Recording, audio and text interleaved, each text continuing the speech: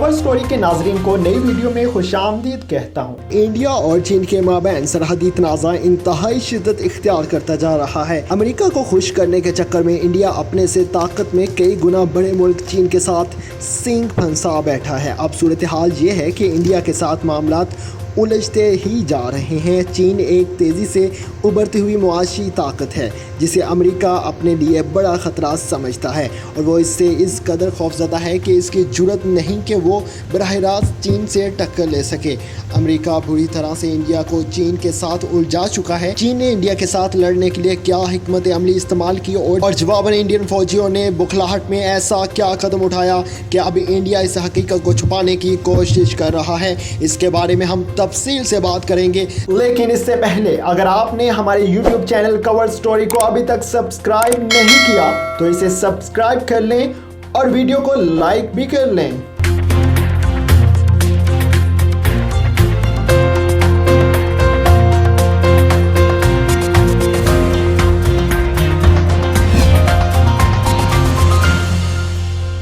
लद्दाख के मुकाम से शुरू होने वाला तनाज़ा अब हर गुजरते दिन के साथ बढ़ता ही चला जा रहा है, बल्कि इसमें इस कदर शिद्दत आ चुकी है कि दोनों ममालिक के माबैन गोलियां या बारूद पर मुश्तमिल किसी किस्म के असले के इस्तेमाल का 45 साल मुआहिदा भी टूट गया है।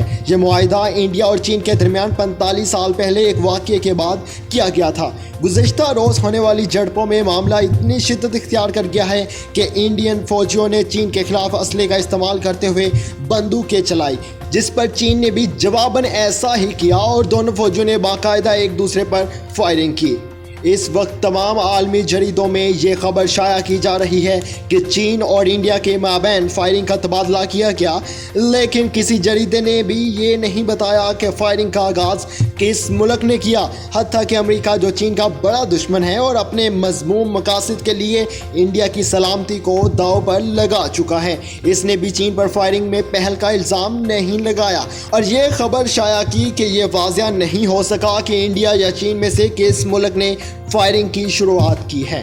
चीन का कहना है कि इंडियन फौजियों ने गैर कानूनी तौर पर दोनों ममालिक के दरमियान मुतनाज़ सरहद को अबूर करके गश्त करते हुए चीनी फौजियों पर इश्तियाल अंगेज़ फायरिंग की। इनका मकसद ये था कि हमारे चीनी फौजी अपनी पोजीशनें छोड़कर भाग जाएं, लेकिन चीनी फौजी ने असूल के तहत चलते हुए इन पर जवाबन फायरिंग की, जिसके बाद इंडियन फौजी वहां से दुम दबाकर भाग निकले। दूसरी जानिब इंडियन हकाम का कहना है कि चीन ने लाइन ऑफ एक्चुअल कंट्रोल पर इंडियन फौज पर फायरिंग की। चीनी फौज के एहलकार LAC पर इंडिया की हदूद में वाक़ एक इलाके की तरफ बढ़ने की कोशिश कर रहे थे। जब हमारे फौजियों ने उनका पीछा किया तो उन्होंने हवाई फायरिंग करके हमारे फौजियों को खौफजदा करने की कोशिश की। इंडिया ने इल्ज़ाम लगाया कि चीनी बड़ी तादाद में फौजी जमा कर रहे थे, जारहाना रवैया अख्तियार कर रहे थे और हमारे इलाकों को अपना हिस्सा बनाने की कोशिश भी कर रहे हैं। वाज़िया रहे कि इंडियन वज़ीर आज़म नरेंद्र मोदी चीन पर मुख्तलिफ इल्ज़ाम बाजियाँ करते रहते हैं। पिछले हफ्ते भी इंडिया की जानिब से चीन पर इल्ज़ाम लगाया गया कि इसने एक सरहदी रियासत से इंडिया के 5 शहरियों को अगवा कर लिया है। इसके साथ ही इंडिया ने चीन पर इल्ज़ाम भी लगा दिया कि इसने इंडियन फौजियों को भी कहीं गायब कर दिया है, लेकिन चीन की तरफ से इस मामले पर तरदीद आई। चीन और इंडिया के माबैन 45 सालों से असले का इस्तेमाल मना था। असले से मुराद ऐसा सामान जिसमें बारूद इस्तेमाल होता हो। इन दोनों ममालिक के माबैन होने वाली झड़पों में लोहे के डंडों, जूतों, घोंसों और थप्पड़ों से लड़ाइयाँ हो रही थी।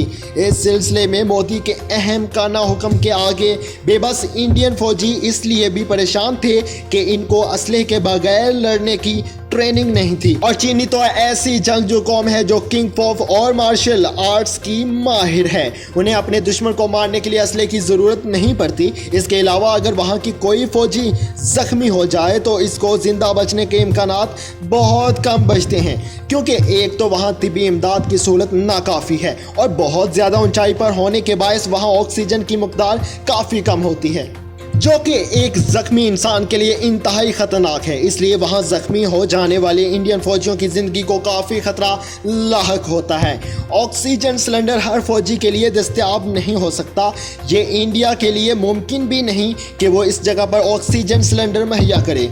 क्योंकि नरेंद्र मोदी ने अमेरिका को खुश रखने के लिए हमेशा इससे बड़ी असला खरीदा है, लेकिन अपने मुल्क की असल ताकत यानी अपने फौजियों की हिफाजत के लिए कभी कुछ नहीं किया। यही वजह है कि इन इंडियन फौजियों में अपने लीडर के खिलाफ गम और गुस्सा पाया जाता है। जून के माह में दोनों ममालिक के फौजियों के दरमियान झड़पें पहाड़ी इलाके में 14,000 फीट की बुलंदी पर ढलवान के मुकाम पर हुई थी, जिनमें चीनी फौजियों ने मुक्कों और लातों से इन इंडियन फौजियों की पिटाई की थी। चीनी कौम अपने मुखालिफ को उठाकर पटकने में माहिर मानी जाती है। इन्हीं झड़पों के दौरान कुछ इंडियन फौजी नीचे बहने वाले दरियाए गलवान के यकबस्ता पानी में जा गिरे थे। इनके घर वाले आज भी उनकी राह तक रहे हैं, लेकिन अब इनकी लाशें वापस आना भी नामुमकिन है। फौजी और सफारती सतह पर मुज़ाकरात के लिए कई अदवार के बावजूद एटमी हथियार रखने वाले दोनों हमसाये सरहद के बारे में अपने इख्तलाफात हल करने में नाकाम रहे हैं। इंडिया के वज़ीर दफ़ा राजनाथ सिंह 5 सितंबर को अपने चीनी हम मनसब से मास्को में मिले थे, मगर जहां इस मुलाकात से हालात बेहतर होने की उम्मीद थी, वहां इससे दोनों में तलखी बढ़ती नजर आई है। Line of actual control LAC दोनों ममालिक के दरमियान मुतनाज़ सरहद है, जिसकी हदबंदी मुनासिब तरीके से नहीं हुई। दरियाओं, झीलों और बर्फ से ढकी पहाड़ियों की वजह से लाइन बदलती रहती है। दोनों तरफ से फौजी वक्तन फवक्तन एक दूसरे के बरसरे पेकार होते हैं। इंडिया ने चीन पर इल्जाम लगाया है कि उसने हजारों फौजी लद्दाख की वादी गलवान भेजे हैं और 38,000 स्क्वायर किलोमीटर के इलाके पर कब्जा किया हुआ है। पिछली 3 दहाइयों में मुज़ाकरात के कई अदवार सरहद के झगड़े का हल तलाश करने में नाकाम रहे हैं। दोनों मुल्कों के दरमियान अब तक सिर्फ एक जंग हुई है जो 1962 में लड़ी गई और इसमें इंडिया को शिकस्त का सामना हुआ। दफाही माहिरीन के मुताबिक इंडिया की जानिब से अमेरिका के लिए की जाने वाली तामीरात कायम करने की कोशिश ने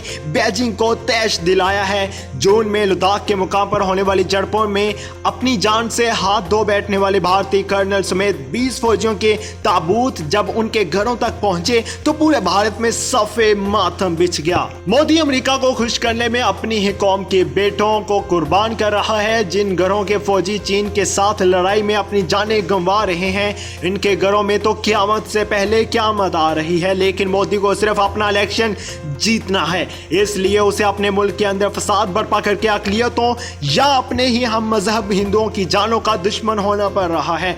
लेकिन इसने हर हाल में ट्रंप इंतजामिया को खुश करना है, इनके दिए हुए सिलेबस पर अमल करना है। चीन के साथ गैर जरूरी तनाज़े खड़े करने के बाद इंडियन अपोजिशन के अहम रहनुमाओं समेत आम जनता भी अपने वज़ीर आज़म नरेंद्र मोदी की छतरोल शुरू कर दी है। छतरोल भी ऐसी कि मोदी में जरा सी भी गैरत और शर्म हो तो चुल्लू भर पानी लेकर डूब मरे। नरेंद्र मोदी अगर अकल से काम लेता तो यह हकीकत इसके सामने थी कि चीन इससे ताकत में कई गुना बड़ा है। चीन का असल हरीफ इंडिया नहीं, दरअसल अमेरिका था। लेकिन अमेरिका की खुद की भी जुर्रत नहीं कि वो चीन के साथ जंग कर सके। वो चीन को तबाह भी करना चाहता है, लेकिन उसमें चीन के मद्दे मुकाबल आने की हिम्मत भी नहीं है। इसने पहले चीन को इसकी मईशत के जरिए तबाह करने की कोशिश की, इसमें उसे नाकामी हुई। फिर उसने अपने घिनौने और खतरनाक मकसद को पूरा करने के लिए इंडिया का इंतखाब किया और मोदी ने इसका काम आसान कर दिया। मोदी को अपनी कौम के बच्चों की फिक्र नहीं बल्कि उसे फिक्र है तो सिर्फ इस बात की कि कहीं अगले इलेक्शन में उसे नाकामी का मुंह ना देखना पड़े। इसलिए वो अपनी कामयाबी को यकीनी बनाने के लिए अमेरिका को खुश करने की कोशिशों में लगा हुआ है। इसकी जनता जाए भाड़ में। ऐसी मजीद मालूमाती वीडियोस देखने के लिए हमारे YouTube चैनल को सब्सक्राइब कर लें।